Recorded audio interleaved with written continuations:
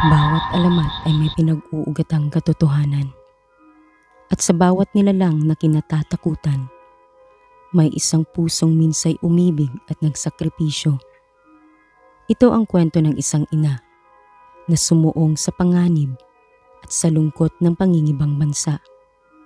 Pero sa huli, napunta sa dilim ang kanyang kaluluwa. Ang lahat ng ito ay nangyari sa isang baryong tulog na 7:00 pa lang ng gabi.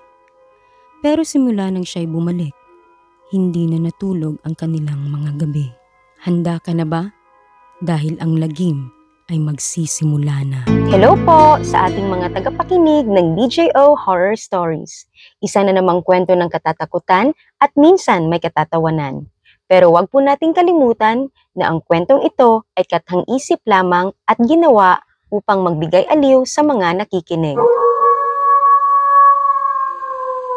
Sa bawat baryo, may mga alamat na hindi ikinikwento ng malakas, lalo na sa gabi. Kwento ng nilalang na dating tao, ina, asawa at OFW. Pero dahil sa sumpa, dahil sa kagutuman, naging halimaw. Ito ang alamat ni Maria Labog.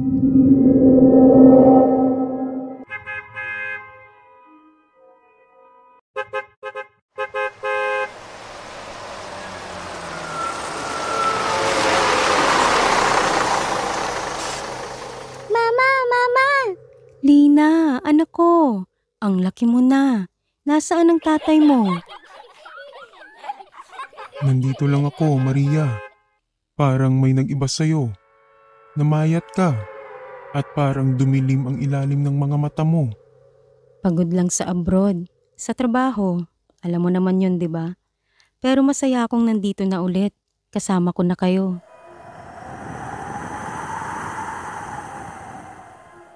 Sa unang linggo, balik sa dating gawain si Maria. Nagluluto, naglalaba, at nakikipaglaro kay Lina.